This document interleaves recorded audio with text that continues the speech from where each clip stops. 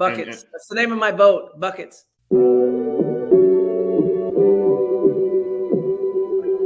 Buckets. What we get. Not the only transfer we got from Florida. Keith Stone, too. Remember that. Everybody who watches his show on a regular basis knows my love of the stretch four. You know, we all make mistakes. He might have made one going to Tallahassee. Mercy if y'all don't know. Dribble to the left, crossover to the right. Hurricane to the game, many buckets for the night. Matt with the pick and roll, Melissa with the give and go. This Shelly, you pretty girl dunking in the hole.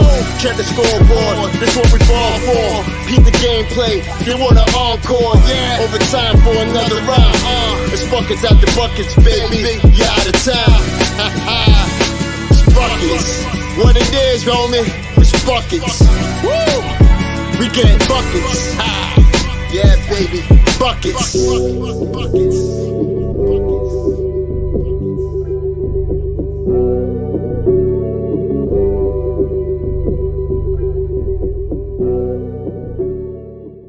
have no shame. I know. That's the problem. You guys are awesome. What is going on, guys? Welcome back to another episode of Buckets. I'm Matty Ice. He is Vish. Vish, we got a lot to talk about tonight. Yeah, it's signing day, early signing day. Both teams top 10 classes. UCF tomorrow night. I mean, not tomorrow night, but days. It's Wednesday. Friday night for the men, women tomorrow morning against Jacksonville. Yeah, it's a lot going on. Yeah, a lot going on. I was not expecting. I completely forgot the early signing period was today. So I did not account for that. But yeah, we have a lot more to talk about than I thought we were going to be. I thought it was just going to be UCF preview and then maybe talk women's and stuff. But yeah.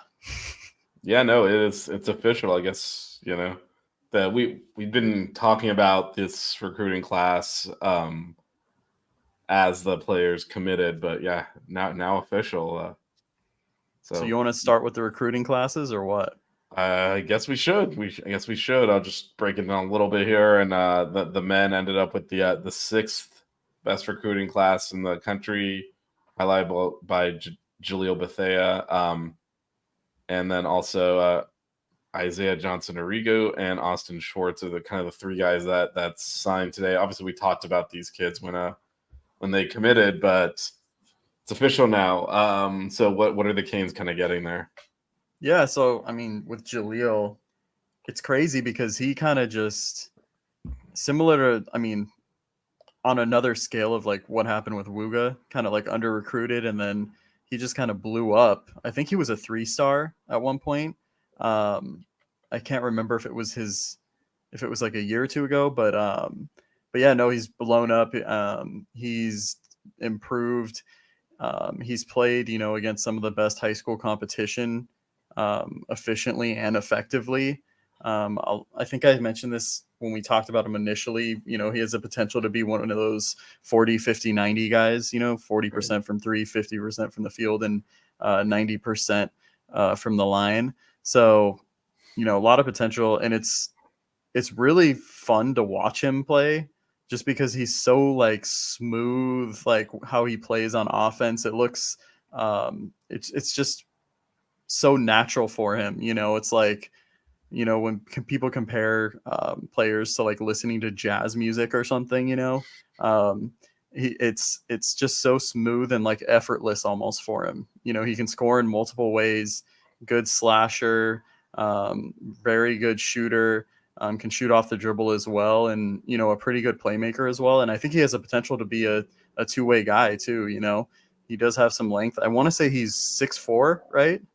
Is that right? He well, I mean, we've had height discussions before. Yeah, I mean, he's listed at 6'4", yes. Yeah, listed at 6'4". I think just needs to put a little bit of weight on, right? I think that's how it is for a lot of these high school guys. I have no concerns about that happening. But no, he's the highest rated recruit that Miami's ever gotten, right? In school history. He is. Yeah, he topped Lonnie Walker in that. So yeah, and I mean, this is going to be a guy that you're going to see in mock drafts going, like in the lottery. Obviously, this is like way ahead. But he's that kind of guy, one and done potential. So, I mean, it's exciting to see a guy like that choose to come to Miami. And then I also like, the other two guys in this class, Isaiah Johnson, probably one of the most underrated pickups, not talked about enough. I know Melissa had a tweet that basically said the same thing. I really like his game. I think he fits really well with what we do. A bigger wing that can kind of play that 4 position next to a big man, and can just kind of do a lot. Very athletic, definite two-way potential. So I'm excited to see him, in a Miami jersey as well. Yeah, and like we said, it's the sixth best class in the country. This is early signing day. I guess the last question I have on the men before we shift to the women a little bit, and then talk about there's games being played. So Yeah. on the court stuff. Do you think? I know we talked about this. It must have been like a month or so ago when Bethea committed. But are you think the Canes are done here? Or you think they'll still be? I believe there are still some scholarships left there if they want to add to it. I think they're done unless like something opens up, right? Like maybe someone that didn't sign during the early signing period decides to open up their recruitment again or something like that. But I think it has to be a right fit, right? That's what, when Coach Irving came on, that's one of the important things, someone that fits, right? They're not just going to take anyone. But yeah, and I mean, I really like these 3 guys. I didn't mention Austin Schwartz yet, but I mean, that's another guy. He's a top 10 shooting guard in the nation. Really good scorer, electric scorer, has a lot of potential as well. So I mean, you have to look at this trio of guys coming in, and they're going to be big for us moving forward in the future. Yeah, and for those that didn't catch our interview with DJ Irving, he did kind of talk about how, with the portal, with the transfers and all the numbers are always fluid. So, you add people that fit, but you always know you can go with the portal as well. Because not to alarm anyone, but the recruiting class is small. Yeah. Not a lot of size again. So, but you can always address that in the portal. Now on to the women. Who also, so this is just to put a bow on 6th, if this these numbers hold up and all that, 6th would be the highest recruiting class in Canes history. Is 10 the next highest? Is that I was trying to look it up. I'm not sure. Okay, because I think it was the 2017, the one with Chris Likes, my guy, and that recruit, and Lonnie Walker. I would actually look at the class that came in 2008 was pretty high too, and then the one in 2000. Oh, it might have been before which had I don't think they really had like the rankings that they seem to do now. So I think it's probably, but I think that one was actually probably even because I know Darius Rice was a 5-star, and then they got a couple other 4-stars in that class as well. So that might be up there, but there wasn't really the aggregation or the level of detail in there. Yeah. But the women also signed the highest recruiting class they've ever had today as well, bringing 4 players: Anae Adams, a guard out of Massachusetts, Lee Harmon out of my neck of the woods in Washington D.C., Simone Pellish out of upstate New York, who somehow she committed after we were doing this show and we somehow missed it, and then Aurora Almon from the Dominican Republic. So just a strong class for deep, and I think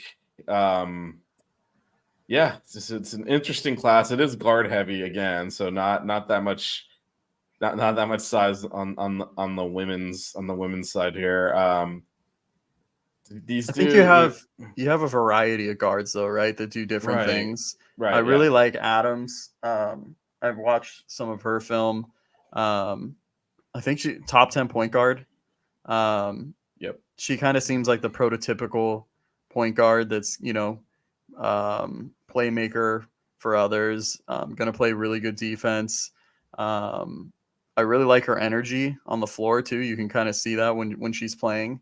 I'm really excited to see what she can do. And then, but yeah, no, I mean, you got a lot of good guards coming in, just like the men's, Yeah, right? yeah, we got a theme going, player personnel wise here. Yeah, it's interesting because Coach Meyer, when us at the ACC tip off, talked about how they look for Miami players and like the type of player that fits in, and even when they go to the portal. And I think you mentioned Anae Adams, she's a bulldog defensively, and Yeah. kind of reminds me a little bit of Lachey Dwyer, who's obviously is on the team now. Just and all of these players kind of defend. Polash has a really good shot, and you can kind of actually like draw lines between them and some of the players on the team now and say, Yeah. okay, they're kind of fitting that Miami profile. So Yeah. No. that's Pellish is Yeah. a sniper, dude. Shot 40% from three, over 40% from three. That's some Matty Ice numbers, man. wow. Let's not put too much pressure on her. Don't expect her to come in and live up to that standard immediately. But no, it's exciting to see, all the recruits coming in, and it's like official, just kind of makes you excited for the future of both programs, right? Right. Yeah, exactly. And, with the momentum of last year and now top 10 recruiting classes, it does, there were, I mean, let's not get too carried away, but, South Carolina wasn't a women's basketball power like 10 years ago, right? And then you stack classes together, you tournament performances, and you get that way. And you can see that kind of happening with both these programs now. You make deep tournament runs, you do well in conference, you get higher recruiting classes. That's how you kind of just carry things forward through multiple like cycles of players, and looks like that is kind of where this is headed. So it's an exciting time. I liked when Coach Meyer was on and she was telling us how she can tell players now, hey, we got options. So, if you're not going to commit, Yeah,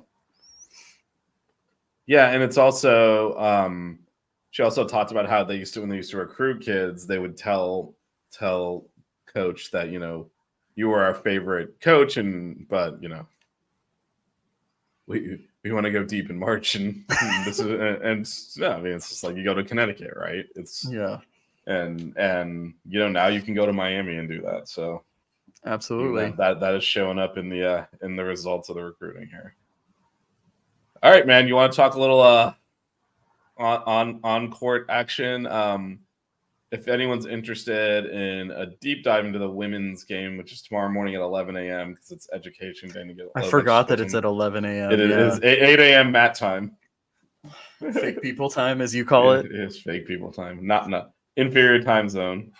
By the way, shout out to Dan Barry. I don't believe we did that yet. Yeah, shout out Dan Barry. He's always here. So Melissa and I kind of covered that in detail. I don't know if there's anything you want to talk about there before we shift to the men's game on Friday. No, I think I'm ready to get into the men's game. All right. Well, so it's Friday, 7 p.m. UCF. We talked about this. That was only 2 days ago. We did a show on Monday, but UCF's a team that's given the Canes trouble last few years. Beat them 2 years ago at the Watsco. Coming in off a win over FIU. It's also, in terms of focus and maintaining focus on the court, they will be raising unveiling the Final Four banner before tip off. So if you're going out to the game, hot there a little early to make sure you don't miss that. But I guess what are your initial impressions of UCF? Yeah, I mean, we talked about this a little bit. UCF has always kind of played us competitively, right? In the past. Last year, obviously, different team this season. They have 10 new players. Taylor Hendricks is gone. He was a top 10 draft pick to the Jazz. He was someone that did a lot for them last season, so they kind of have a new identity, more guard-oriented, I would say. They actually played 4 guards against FIU. They might even, I think when I looked at the advanced stats, they had a smaller average height on their team than we do. So we have a little bit of a size advantage. But does that concern you at all? Because I mean, one of the things we talked about a lot is how we dictate style of play and tempo, and now we're gonna hit a team that's actually, kind of in a comfort zone playing small ball. Yeah, well, and how much of a comfort zone they're in too, because like I mentioned, 10 new players. I think they have 4 transfers starting. So, they're very transfer heavy right now, kind of a whole new identity. Their one lone starter is their point guard, Darius Johnson, who, pretty solid player. I do think, this will be an interesting matchup because, you look and, you have 4 guys on their team that are 6'5" and under that we're lining up against. They're going to have that quickness, how are we going to be at, creating our own shots and whatnot. I think the one thing that doesn't worry me as much is that, from that first game, what we really saw was we moved the ball really quick, right? Like we were getting these drives right off of like ball rotation because we were moving the ball so quick, the defense had to react. And I think that, no matter who you're playing, even if you were playing against a fast team, right, defensively, you're gonna be able to create looks for yourself when you're making unselfish plays and you're spreading the defense out that much, right? So that's going to be interesting. And UCF is always a pretty solid defensive team. I want to say that they were top 40 in defensive efficiency last season. So, I mean, you look for them to kind of repeat that. Obviously, this is a different team, different identity, like I mentioned with, playing 4 guards. So it'll be interesting to see. But yeah, what are your thoughts so far for this game? Yeah, no, just picking up on what you just said, our offense looked, smooth and kind of flowing in the first game. Obviously, this is a step up in competition. Mm-hmm. But one of the things that NJIT did defensively is they crowded Nigel. They doubled him a lot. They kind of like tried to basically was like, this guy's not going to get a shot up, and he used that to basically exploit them and come up with had 9 assists. Given the way UCF plays, I would expect them to switch a lot of things because they can kind of similar to what we do positionless. So be interested to see how we execute against that. Probably going to be less wide open looks in space because I don't think they'll be as susceptible to kind of being forced to crowd Nigel in order to play any kind of defense. But we did move the ball really well against NJIT, so I think that'll continue. And like you said, we're very attack oriented. I would say the big difference I noticed against just one game from last year this year is we're way more athletic. With Cleveland in there, and I would say a lot less methodical offensively because both Zay and Jordan Miller very much, give me the ball, I can get my shot, I can score, but I'm going to methodically get my shot up. So there's going to be some pounding the ball into the ground, getting to your spot, and there was a lot quicker execution on Monday. So I'm looking to see if that continues now against a team that's 1, more athletic than the one we played on Monday, and 2, better able to match up. And the other side of the ball, we talked about this a little on Monday, not like, obviously we're not going to be that negative when you win by 41 points, but the defense wasn't great. And NJIT was able to get some good looks and able to move the ball pretty well against our defense. Some of it was because we gambled a lot on steals. Yeah. Look, interested to see now, okay, now there's more ball handlers on their team. There's higher caliber players. Do we play a little bit more straight up defensively, and how well do we defend them? Yeah, and you bring up defense. I was going to mention too, UCF had 18 turnovers in their first game against FIU. So is that something that we can really exploit? You mentioned the 10 new players. Obviously, you're still building that chemistry and camaraderie and whatnot. So, I mean, if you can force turnovers, we do amazing in transition from what we saw in the first game. Obviously, that was different competition, but you have to think that, with how we've played the past few years, we're used to this. So if we can get, force those easy turnovers with live ball turnovers and get out in transition, that's where we want to be, right? Yeah, absolutely. And I think it's important just generally to start fast. You don't want to leave a team in the game here. and have them grow in confidence. 2 years ago, when they came into Miami and won, the final score is 95-89. So, not exactly a defensive masterpiece, and that's why it's important to be able to play defense at times when the offense isn't clicking.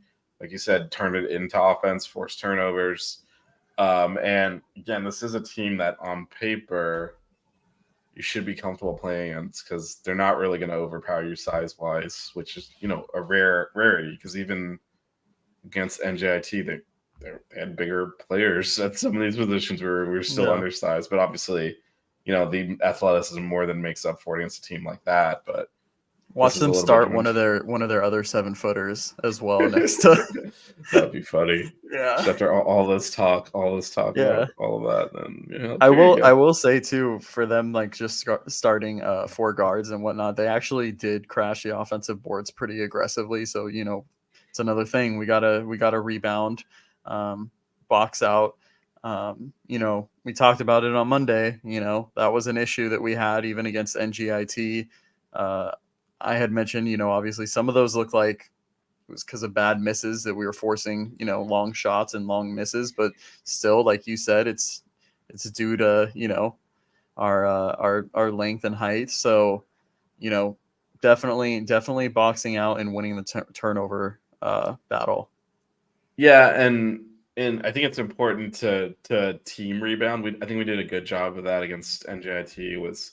Nigel had 5 boards because, we tend to just, and we did this last year a bit too, like, hey, Norchad's going to get the rebound. Well, other people need to help too. So yeah, I think that is, it's important to, like you said, team rebound because we do like to get out and run. And, sometimes you tend to, leak out a little bit, maybe not secure the rebound. It's really important to do that, especially early in the game. I was just looking, last time we lost them, they were up by 17 points in the first half at one point. So yeah, I remember you come out bad, you get behind, and then you start pressing, trying to come back in, make it worse. Like that's how you can get into trouble in a game like this. So if you take care of the small details, like you said, win the turnover battle, rebound well, then the rest of the game tends to work itself out in a game like this because you are more talented and you are the better team. No, absolutely. In terms of previewing, I know they have a transfer guard from Ball State that I looked at a little bit, Jalen Sellers. He had 23 against FIU. He's probably the one I would key in on defensively. He shot 45% from 3 last season. He was all MAC 3rd team as a sophomore. So definitely someone to keep an eye out. He was their main offensive focal point. And I feel like, in these type of games, we always have, we play in these type of games and there's always someone that just kind of goes off against us, right? Because it's just like the Miami thing, the Joe Girard game or the, whoever else just catches fire. Last year's team obviously ended up in the Final Four. That Cornell game wasn't fun.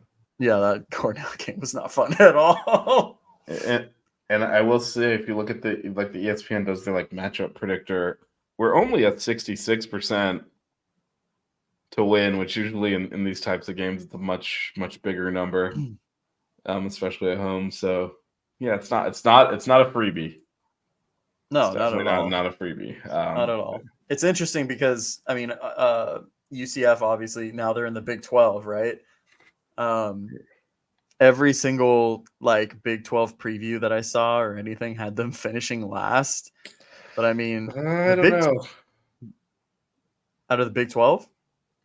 Yeah, I don't know if that's. I don't think they're going to be the worst. Are they really going to be the worst team in that conference?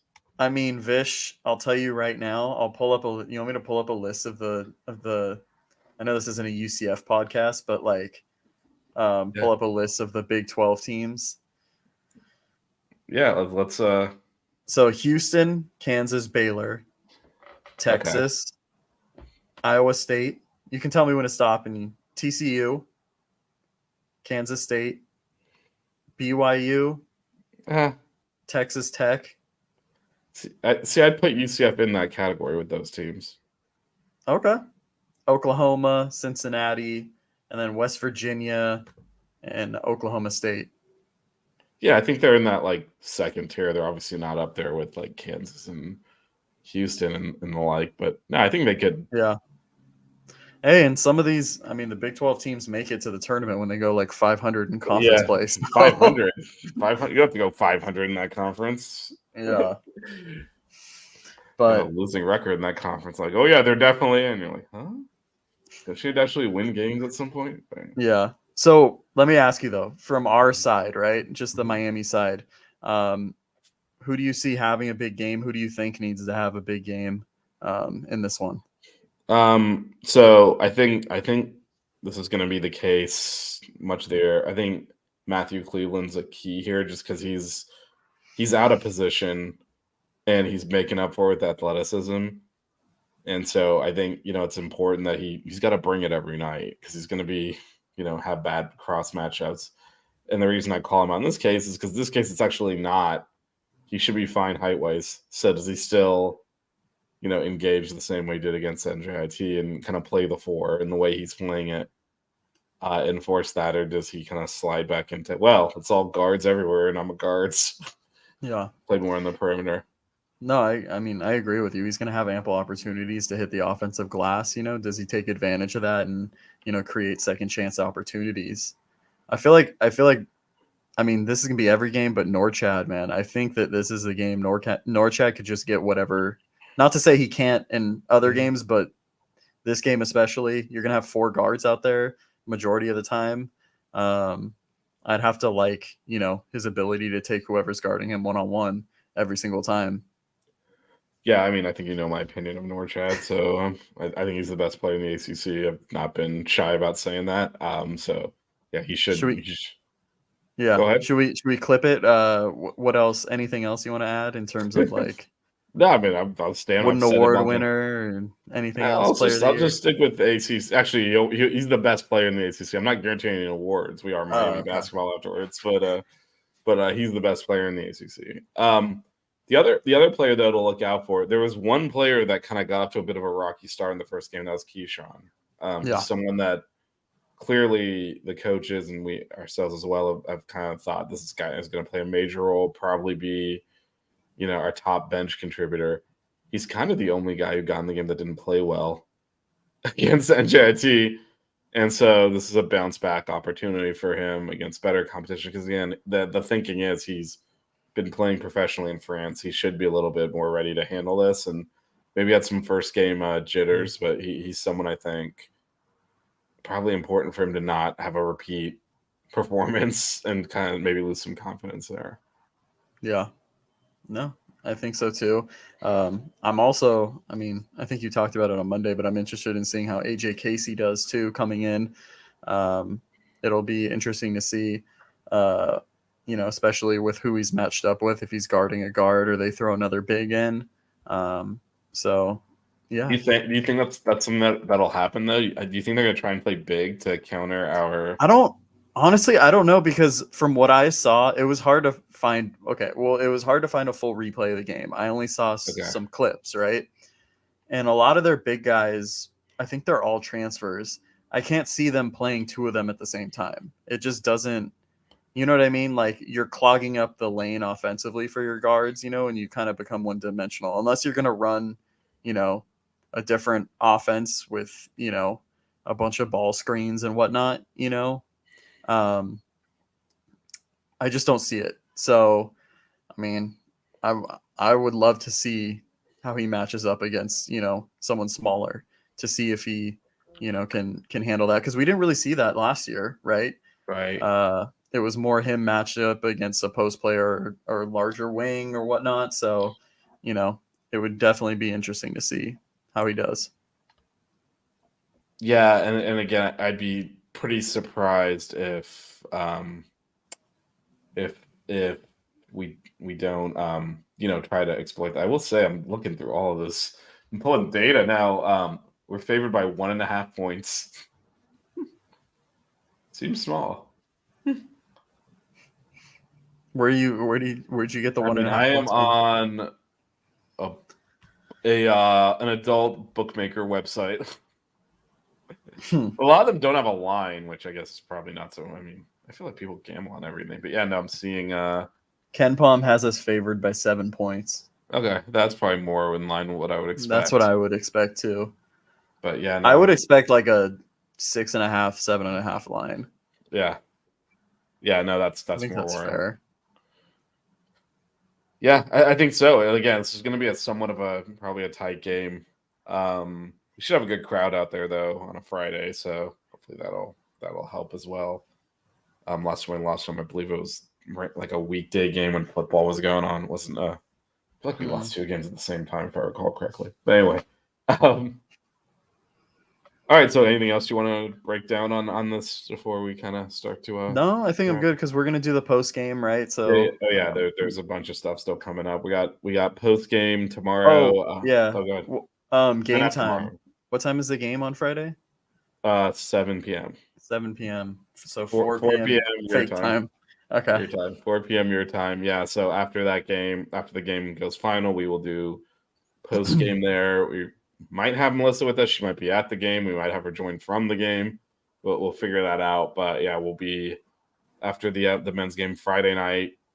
We will do a post game on that. Wrap that up. We'll probably talk a little bit about the women's game as well as part of that, as they will get their season started at 11 a.m. tomorrow. 8 a.m. for Matt. What a weird. I'm gonna have to. I don't know how I'm gonna do that. I'm gonna have to record it or something. Oh, it's all replayable on streaming. So That's the full true. game replays will be. Good thing all of our games are basically on ESPN or ACC network or whatever, so you get the full replays. But Yeah. yeah, all right. Well, again, Friday 7 p.m. They will be raising the banner. So if you're heading out to the Wasco Center, get out there a little bit early to make sure you see that. And then yeah, the women tomorrow, early morning, 11 a.m. Very early morning for Matt. All right, Matt, you want to say the line? What? Oh, cue the socks outro. Don't cry. We getting buckets. Keep it chill. Yeah, baby. Wear good socks. Buckets.